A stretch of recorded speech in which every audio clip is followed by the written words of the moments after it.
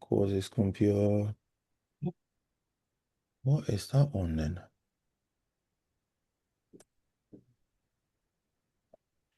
Okay.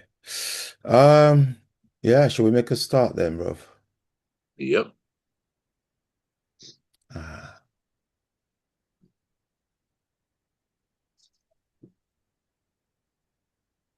okay. So do you want to do the opening remarks for us, please? Yes, good afternoon. Welcome along to our regular listeners and viewers. We are the Alien Spaceship podcast. I am Trevor Gear and he calls me Bruv. And I'm Emmy Hickins, and he calls me Cuz. Welcome to the alien spaceship.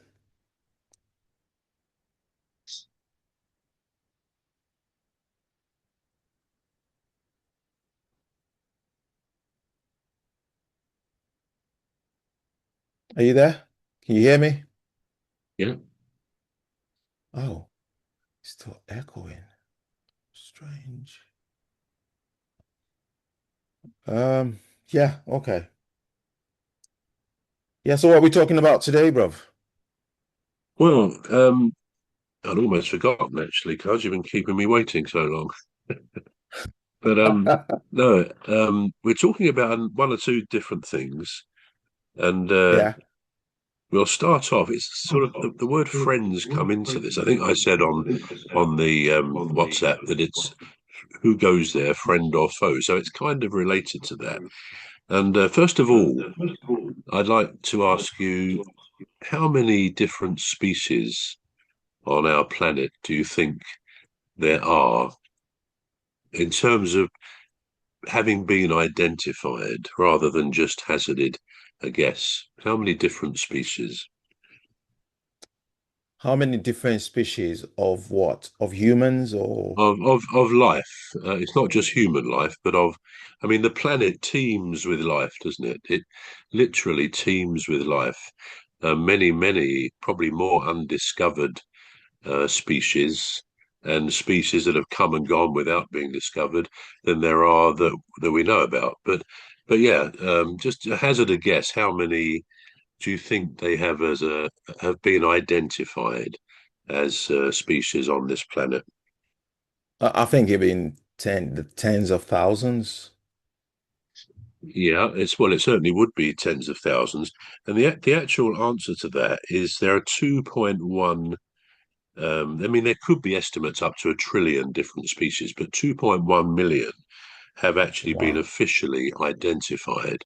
So that's quite a lot. Wow. Now, for the purpose of what we're doing here or saying here, we're going to Yeah. ignore the majority of those, which are in the form of plants and fungi and bacteria, stuff like that. I mean, there's could be up to billions of those, but that's obviously the majority of the 2.1 million. Now, if we look at insects, there's 1 million approximately formally identified species of insect, which is a hell of a lot of insects when you think about it. And the other Yep. main issue, the main genre here is the animals. Now that includes vertebrates and mammals. Obviously, we're vertebrates as well. And of those, the animals, there are 65,000 known species. But of those, 6,000 are mammals, which is us, of course, and 10,000 are birds. So 6,000 mammals, of which we are one of those, have been formally identified. So of all the millions, likely millions of species, there are 6,000 of us, and then birds about 10,000. Now, we share the planet, don't we? As we said before, or just now, it teems and Yeah. teems with different life forms, and we share our lives on this great ride on this amazing planet. And this is where we come to the thing about friends and our place in that as humans. Let Yeah. me just throw in a quick quote, something you may have heard before, sort of a saying, just because it relates to the word friends. And it's this: champagne for my real friends, real pain for my sham friends, which is quite a clever little quotation, actually, from the 19th century, I believe. Champagne for my real friends, real pain for my sham friends, which touches on friends who are our friends in species that run alongside us. Now, the next question to you is this. What do you Yeah. think the most dangerous animal on this planet is? Animals The to most include mammals, vertebrates, everything. What do you think the most dangerous of the species is in the animal kingdom, the mammal kingdom? Well, I think the most dangerous will be humans. Yeah, I mean, So, I thought you would say that, and I think probably most people would say that. I would have said that till I looked this up. Now, humans, yeah, we are very high up on the list, but in fact, the right. most dangerous animal in the world is the mosquito. Now, it's dangerous, and Oh, obviously, we talk about danger in terms of dangerous to humans. Now, the mosquito wow. kills approximately between 750,000 and 1 million humans every year around the world. And that's really just Wow. a rough estimate. It's probably more. Basically, they don't attack humans, but they pass on illnesses like malaria, dengue, fever, and other very dangerous things. Okay, so the mosquito is the most dangerous animal. What about number two? Who do you think is second? Humans. Yeah, go for it again. Yeah. Yeah, humans are the second most dangerous animal, and we are Ah, responsible, apparently, for up to 475,000 homicides or murders every year. Now, that, of course, is just humans against humans, but that doesn't count perhaps our inhumanity to the animals. We obviously kill a lot of animals, insects, and other things, so we'll perhaps come to that in a minute. Okay, number three then. What do you think the third most dangerous animal is? the third most dangerous animal will probably be snakes. I Very hate good, them. yeah. You've Oh, been is looking at it? my notes, haven't you? That's good. Yeah, snakes are responsible for roughly 100,000 to 150,000 deaths every year due to venomous bites. I mean that's quite a Wow. staggering number that many people lose their lives having been bitten by a snake. That's pretty awful. Okay, next one. Number four, but this is probably the third if we're looking at most deadliest to humans, which we are. So Right. so the third one after the mosquito, snakes. What's the third one that kills most humans? The third one, the third one would be um scorpions. No, good guess. It's actually dogs. Dogs. Oh, The third deadliest animal to humans, if excluding our own species, as I've said, and it accounts for up to 60,000 deaths annually, primarily through the dreadful illness rabies. If you get bitten. oh, In fact, I read a story a few months ago of a British lady who was on holiday somewhere. It may have been Morocco, and a little dog, simply innocently, if you like, came up and licked her on her arm. She mm. thought nothing of it at all. It wasn't a bite, it was a lick. She was over there with her family, her children, and everything. 3 or 4 months later, and I gather rabies can incubate for 3 or 4 months, even longer. Oh, wow. She suddenly started developing symptoms of rabies, and of course, if you don't get immediately vaccinated after you've been bitten Mm. or licked in this case, then there's no cure, and she died a very unpleasant death, according to her family. Oh, So wow. rabies is a very disastrous illness. Thankfully, it's not been in this country for many years, so Mm. that's good. And then the last one in terms of danger is freshwater snails. I'm not sure I really know what they are, but apparently All they right. cause between 20,000 and 200,000 deaths each year by spreading the parasitic disease schistosomiasis. Got to be careful how you say that one. Schistosomiasis, so whatever that is. So Oh, wow. so yeah, so that they're the most dangerous animals. Now, if we move on from there, as I say, we share our lives on this planet with these people, and Yeah, I'd like us to look at a saying that it's a well-known phrase. I think it's from the Bible. We're not doing religion, but I'm no, paraphrasing this to this: greater love has no one than this, that someone lays down their life for a friend or for another. Right now, before we get on to that, because we need to think what are friends and so on, I'm going to ask you a yeah, question. Around your home, do you kill yeah. flies and moths and any other bugs that fly around? Well, I didn't where I used to live on my own. I didn't have that problem. Uh, I don't know why. I didn't have that problem. Occasionally, you'd have a bit of one of them tiny annoying flies, but that's very, very rare, and this only happens in the summer. However, where I've moved in to now with my wife, Janet, she has a zapper that she uses to zap them. That was the first time I've seen Yeah, anything like that. I mean, I know the zapper, they have takeaways. It's like a light bulb, but usually up there innocently, and then the flies, they're attracted to the light, or the moths, they're attracted to the light, and yeah. then once they go there, it just zaps them and kills them. I know I've heard of that one, but I've never seen a. This one actually looks like one of the bats that they use at Tennis racket, Wimbledon. that sort of thing. Yeah, Yeah, a yeah, tennis racket. Yeah, yeah, looks like a yeah, tennis racket. It just goes zoop, and it just goes zoop. I like the noise it makes. Well, poor animals or poor yeah. insects. Yeah. So I don't personally. I even let spiders walk around. I just sometimes I'll pick them up and delicately and chuck them out.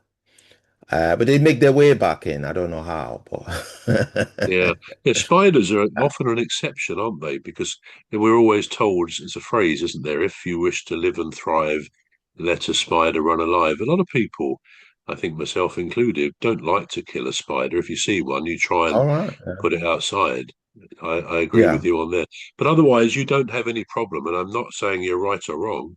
We're probably the yeah, vast majority of people do try and get rid of bugs around their home because yeah, flies and things can pass on bugs to humans. Moths, the little moths, they can eat the clothes. But I had a customer when I used to work for a living a few years ago, and I was having lunch with her one day, and we were talking about this for some reason in general. And she said that she never, ever would kill anything, any live thing in her home. And I sort of yeah, asked her about it. I said, well, what about a wasp? What about stuff that could sting you and so on? And she said, nope, no, I believe that the planet has loads of life, teems with life, and I've got no more right to kill those little creatures than killing anything else. So I thought that was quite an interesting stance, and probably well, a very ethically strong stance, isn't it? Not to kill another creature.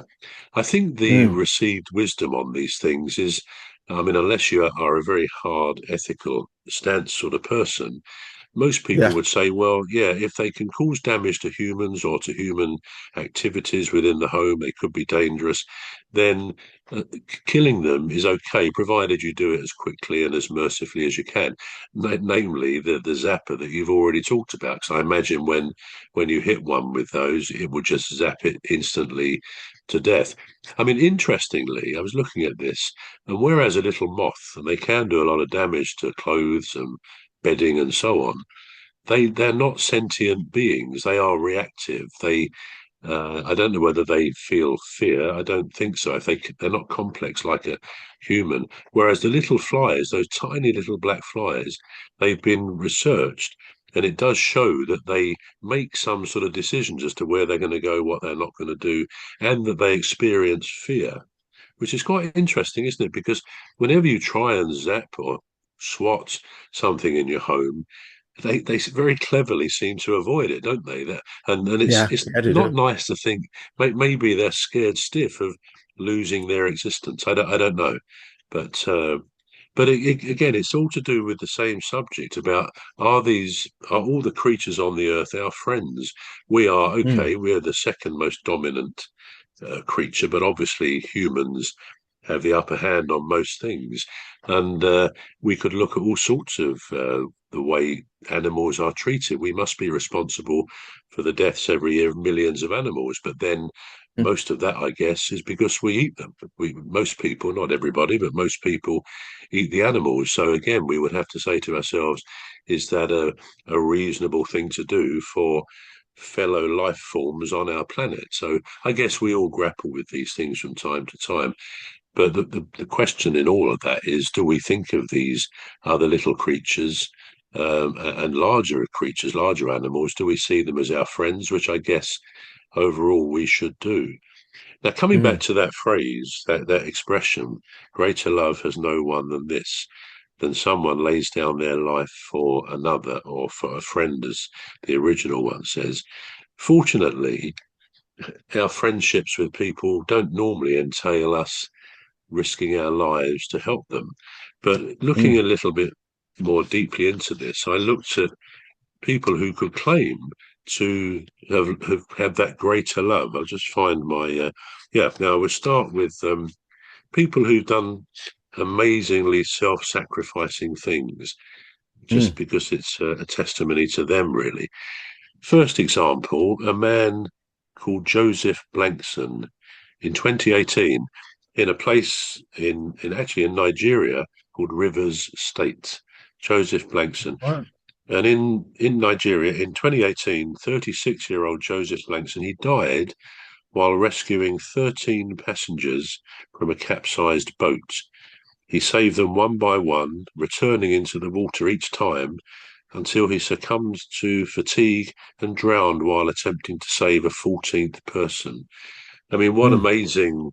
what amazing love for a Wow. fellow human, humans he didn't know necessarily, Oh, that yeah. he was prepared to sacrifice his life. And I guess that really is the definition of friendship. The next one is a bloke called Rick Rescorla, and this was the 9/11 attacks in America. And as head of security for Morgan Stanley, which I think is a bank out there, he famously directed thousands of employees to safety during the 9/11 attacks, even going back into the collapsing World Trade Center to ensure others were out, sacrificing his own life in the process. Again, what a thing to do, to keep going back. Most of us should want to get away from danger, don't we, whatever it may be, but to actually keep going back in to save people, quite something. The next one is Jane Harrison. And in 1968, BOAC, which is now British Airways, had an engine fire. And this 22-year-old flight attendant, she stayed at her post to push passengers down escape chutes. She was awarded the George Cross for her sacrifice as her body was found beside an elderly disabled passenger she had stayed Oh, behind to help. I mean, that's quite something as well, isn't it? To know you're oh, going to die in the flames of an aeroplane, yeah. to save Oh. somebody who couldn't get themselves out. And then there was Maximilian Kolbe in 1941. Mm. He was a Polish priest in Auschwitz, and he volunteered to die by starvation in place of a stranger, a fellow prisoner who had a family waiting for him, choosing to give his life to save another. And I mean, that is, again, mind blowing, isn't it, to take the place of Yeah. somebody in those awful circumstances. And then another another lady, Edith Cavell, a British nurse working in occupied Belgium during World War One. She Mm. treated wounded soldiers from both sides. She lost her life by firing squad after running an underground network that helped over 200 soldiers escape to neutral territory. And then the last one on these, because these people are incredible in their bravery, was sadly another aeroplane accident in America in 1982 in Washington. Mm, there's a film of this on YouTube, and it's an Air Florida Flight 90. Basically, it took off in a snowstorm, and the wings, although they'd been de-iced, the time it took then to take off meant they'd iced up again. Long story mm, short, it couldn't get heights, so it started to go down. It hit a bridge over the Potomac River and went into the water, completely underneath. And there is, not that I'm saying it's good to watch, but it's quite an interesting story to see what happened. mm, Anyway, five or six people surfaced pretty quickly. It was in the winter. I have an idea it was in May, but it was a real snowstorm. Anyway, mm, the river was completely solidly frozen, but they surfaced, although the plane was underneath, and they were there. Boats were trying to get out to them. It was such a difficult thing, and indeed, a couple of men dived into the water to try and help them. And a helicopter came, and this 50-year-old passenger, Arland Williams, repeatedly gave up the rescue helicopter's lifeline to other passengers. He lifted one of them at a time, and he insisted he would be last. And in the end, when the thing came down for him, he was gone. So again, this man sacrificed his life. So, yeah, most friendships don't entail sacrificing your life. But I'd like mm. to carry on here and talk about something we've looked at before, and that's extreme sports. Now, let me ask you a question there, Cuz. Um, and we'll look at some of these extreme sports. Is it right, do you think, even within a free society where you do what you want to do, basically, in terms of what Yeah. sports you might do, but is it right to risk your life in a dangerous sport when it might entail sacrificing the life of people sent out to save you? There was actually, before you answer that, there was a case on this at the moment, really, um, in the Oh, Maldives yeah. last week. Five people, five divers, including a very Mm, experienced professor, a lady, and her daughter, plus the boat captain and another man, and then another lady as well. They went down 160 feet by an atoll in the Maldives, and they went into a cave system, which sounds to me like a pretty dangerous thing to do, even if it is not necessarily considered extreme.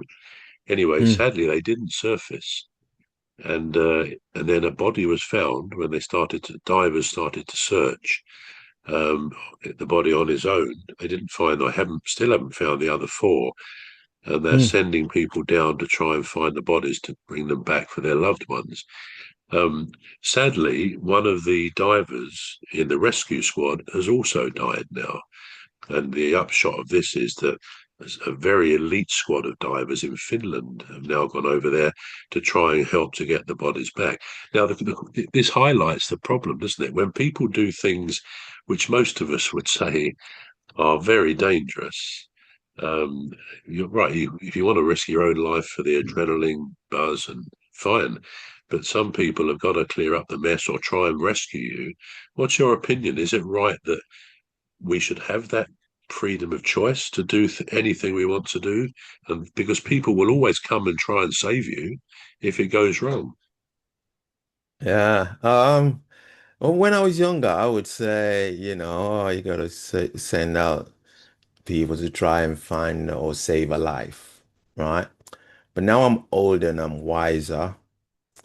I think if you wander off on your own or whatever, or in a group, and you go rock climbing, for instance, or skydiving or whatever, you wander off hiking or whatever adventure, you know, that you wander off on.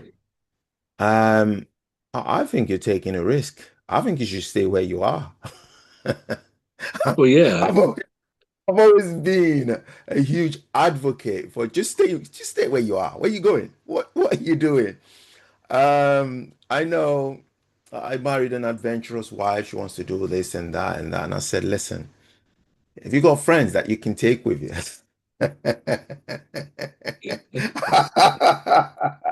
I don't, I don't particularly feel like I just enjoy the peace of being in a safe place. And on top of it, the factor, uh, if we have to factor in the fact that, or the fact that you're putting other people's life at risk by, actually trying to do what you love. And Yeah. then people that love you would then risk their lives to go and find you, or even people that don't know you, like the emergency services, for instance. And I think it's a selfish thing to do. For me, this is my opinion. I think it's a really selfish thing to do. For you to put other people's lives in danger. You're not considering other people's lives. You're being Mm. inconsiderate and selfish. That's the way that I look at it. Thrill seekers, adrenaline, junkies, they might see it differently, but that's the way that I see it. In my opinion, I think you should, before you do anything like that, just think about other people's lives that you be putting at risk. That's just mine. Yeah, this is my opinion. Yeah, I mean, and it's a reasonable opinion, but I guess we would say that, as I say, it's a free world in that sense. We can do what we want. Um, Most things that we do, probably in life, even everyday life, have a certain element of risk attached to them, don't they? We quite happily get into our car, and when you think about it, we sort of we don't cram ourselves in, but we a car is very much designed in the shape of the human body, so that you can bend, you can sit, your legs go down and body up. In a way, it's like getting into a spaceship, into a capsule, and anyone who's a bit claustrophobic, and if they think a bit like that. Because you can't suddenly stand up in your car, you're very confined. And then we propel ourselves along at these inordinate speeds and don't even think about it. We see cars when we're driving on a motorway, and we don't think, well, you sometimes see someone whizzing by, but even at 70, nothing else seems to be too fast. You break down on the side of a motorway and just see how fast 70 miles an hour is. I mean, it's like a bullet going past. And yet most people do that quite happily when they get in their car as a driver or passenger. And we don't really think, well, it's the syndrome, isn't it? It can't happen to me, which probably infects all of us. But we are prepared to take risks on a daily basis, and there's Yeah. probably a risk in most things. I mean, statistically, I think it's true to say that being in your home, where there's stairs and a bath and other things, scalding water, electricity, can be more risky in terms of accidents that happen than being anywhere else. Yeah. So I think, although I Yeah. understand what you said, the fact is we do put ourselves in calculated risk situations. Not many of us would go for these other things. And one case, which again we may have touched on before, of a case of where a couple or a family really put themselves in a situation which endangered the lives of rescuers, was something in 2009, I think it was. And it's called the Nutty Putty incident. Now, the Nutty Putty was a cave system in Utah in America, and it's quite a long story, so I won't go into all of it. But Yeah. basically, there's a family of about five children, three boys, two girls, and the boys met up in November 2009. They all went back to the family home in Utah for Thanksgiving, and two of the boys said, well, why don't we all go down into the cave system, which they'd done as children, into this Nutty Putty thing. And there'd always been a bit of controversy around this system because there had been people who got stuck, thankfully retrieved, and the local authority there at one stage in the early 2000s closed it under a lot of pressure from cavers who said it's basically safe. They opened it again, but they said we're going to charge a license fee, and you need to show some degree of expertise at caving. So anyway, that's how it was. So anyway, these fellows they'd grown up. John Jones, he was about 27, 28, I think. He was a medical student, and he and his younger brother, and I think two or three of the other siblings as well, they all went along to the cave, and down they went. And most of them stayed in, because it's been mapped, and most of them stayed in this beautiful room, as they call it, where there was space and all sorts of incredible things to look at with their lights. I mean, there was no daylight in there. Anyway, John and his brother, I can't remember his name, they went further and they knew where they were going, or so they thought. But they kind of John got a bit farther ahead, and there became like a fork in the tunnel. And these tunnels, I mean, they were crawling along. They were crawling along in very tight tunnels. Now I've come to that point, and I think we're coming to the end of our time, are we? Yeah. It's Are we? That's a shame because I was in the middle of that, but I'll have to continue that next week then. yeah. Sorry about that. I thought I was actually we started late, and I thought we were carrying on a bit later. Anyway, we'll carry all that right. on next week. We can carry on if you want. Well, let me just finish this story because Right. Okay. and then we can take it from there. Anyway, so they Yeah. went down, and John got a bit further ahead, and there was a fork in these tunnels. Now, when you see, because one of them, they film each other, these people, when they go down there, you're having to Yeah. edge yourself along, horizontally in these terribly tight tunnels, sometimes going around bends, and you have to breathe in to get your body round these. I mean, how anybody can do those things. I mean, I suppose I would say I have always had a degree of claustrophobia. It doesn't stop me doing things, but the idea of going into a cave tunnel is probably my worst nightmare. Anyway, they thought that John thought he knew where he was, but he took the wrong turn, went Yeah. down, and then went down face down, and it stopped a dead end. He called his brother, and he heard him, and he came and he tried to pull him out, but his angle was at about 70 degrees, so his head was way down below his body. Oh. Anyway, long story short, his brother had to go back to get rescue. 3 hours later, the professional rescuers came. They sent people down. They tried to rig up a pulley system to pull him out. And poor John, he was getting, of course, when your head's down like that, you start to hallucinate eventually. Upshot was they couldn't get him out, and he died from cardiac arrest after 27 hours. Can you imagine? Oh. Can you imagine that? And in fact, after that, the authorities sealed up that cave forever. They concreted it over with a testimony to poor John. He had a little Oh. child, and his wife was pregnant. So it was an absolute tragedy, the Nutty Putty incident. And it's worth looking at YouTube just to, I don't know, just pay one's respects to John and his family. But the point is, Yeah. the rescuers who kept having to go down there, one or two of Yeah. them got stuck, but they were unfortunately able to be got out. And although I'm not in any way casting aspersions or blaming John or his family, because people do things, and we all could be in a situation where we need rescuing. The Yeah. fact is, the rescuers could have lost their lives as well, as did one Yeah. of these divers in the Maldives at the moment. So yeah, that's. But the important message to take from that, I think, is that whatever the situation, humans, the spectrum of humanity, the positive, almost divine, spiritual side of what we are, always wants to help another human, wants to help one another.